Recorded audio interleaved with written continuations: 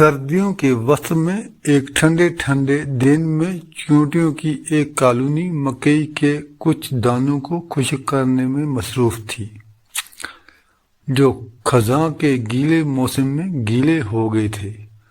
سردی اور بھوک سے آدمرا ٹڈی چیونٹیوں میں سے ایک کے پاس آیا۔ برائے کرم مجھے اپنے مکئی کے سٹور سے 1 یا 2 دانے دیں تاکہ میری جان بچ سکے۔ اس نے بے ہوش ہو کر کہا، ہم نے اس مکئی کو لانے کے لیے دن رات کام کیا، میں یہ آپ کو کیوں دوں؟ چیونٹی نے کراہٹ سے پوچھا، پچھلی گرمی میں آپ کیا کر رہے تھے جب آپ کو کھانا اکٹھا کرنا چاہیے تھا؟ اوہ، میرے پاس اس طرح کی چیزوں کے لیے وقت نہیں تھا، ٹڈی نے کہا، میں گانا گانے میں مصروف تھا۔ چیونٹی نے بساختہ ہنس دیا، اس صورت میں جہاں تک میرا تعلق ہے آپ گانا تمام سرما میں گا سکتے ہیں، انہوں نے کہا، اور کچھ بولے بغیر اپنے کام کی طرف پلٹ گئی۔ اسلام ہمیں سکھاتا ہے کہ ہم غریبوں کی مدد کریں، لیکن یہ ہمیں یہ بھی سکھاتا ہے کہ ہمیں سخت محنت کرنی چاہیے اور اپنی روزمرہ زندگی کی ضروریات کے لیے دوسروں کی مہربانی پر بھروسہ نہیں کرنا چاہیے۔ اس نے میرے ساتھ ایک بہت ہی خوشگوار یاد کا اشتراک کیا۔ یہ وہ وقت تھا جب وہ اور اس کی بیوہ ماں ایک 2 کمروں اور ایک کچن کے چھوٹے سے گھر میں رہتے تھے، جس میں انڈور پلمبنگ اور کتابیں نہیں تھیں۔ ان کا خیال تھا کہ کتابیں صرف اسکولوں اور لائبریریوں میں ہیں۔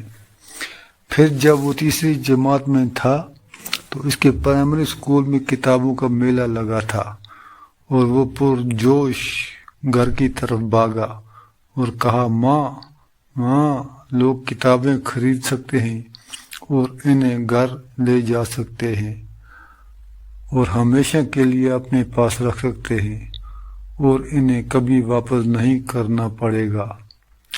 کسی طرح اس کی ماں نے اس کے لیے 2 کتابیں خریدنے کے لیے کافی رقم تلاش کی اور وہ تب سے انہیں خرید کر پڑھ رہا ہے۔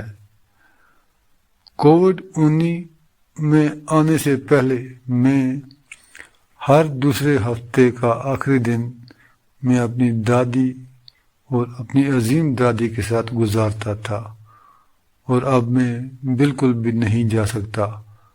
ہمیں اس کا 100 بار میرا نام پکارنا، پاپ کارن کھانا، گانا سننا یاد آتا ہے۔ ہم فلمیں اور یقیناً باہر لے جانا، میں نے اس سے اپنا کاروبار بنا لیا ہے کہ اپنی ماں کو ہر 2 دن میں ڈرائیو بائیس کرواتا ہوں۔ جب میں ان دونوں کی طرف سے آنسوں کو بہتا دیکھتا ہوں تو ہم مسکراتے ہوئے ختم ہو جاتے ہیں، کیونکہ ہم نے اسے ایک اور دن بنایا تھا اور ہم اب ایک دوسرے کو دیکھتے ہیں، چاہے وہ فاصلے پر ہی کیوں نہ ہو۔ میری دادی نے مجھے بتایا کہ میکسیکو میں یہ کیسا تھا۔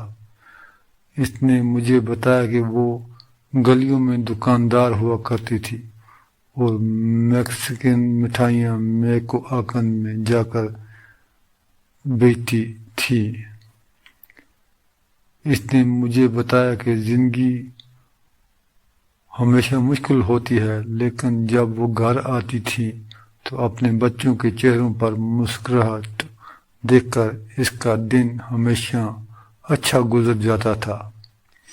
میری ماں نے بھی اس میں شمولیت اختیار کی اور مجھے بتایا کہ وہ اپنی ماں کی ہمیشہ شکر گزار رہتی ہیں کہ ہمیشہ ان کے لیے اتنی محنت کرتی ہیں۔ میں نے وہاں کی زندگی کے بارے میں بہت سیکھا اور میں ان ذریعوں سے آنے سے زیادہ خوش نہیں ہو سکتا۔ میری پیاری دادی ہمیشہ اپنی تمام سالگرہ کی منتظر رہتی تھی۔ ان کی خوبصورت مسکراہٹ کبھی ختم نہیں ہوتی، لیکن سال کے اس ایک دن آپ اسے کانوں سے کانوں تک ہنستے ہوئے پائیں گے۔ اس قرنطینہ مدت کے دوران ہم نے اس کی سالگرہ معمولی سے بہت چھوٹی منائی۔ اس نے مجھے بتانا شروع کیا کہ وہ کس طرح اس دن میلوں پیدل چل کر میرے والد کے لیے ہر سال سالگرہ کا ایک اچھا سوٹ لے کر آتی اور ان کے ساتھ اشتراک کرنے کے لیے ایک چھوٹا کیک بناتی۔ اپنے تمام دوستوں کے ساتھ جب اس کے بچوں کی بات آتی تھی تو اس نے جشن کا کوئی دن بھی نہیں چھوڑا تھا۔ ویسے بھی اس کے 9 بچے تھے، لہذا یہ بہت بڑی سالگرہ ہوتی تھی۔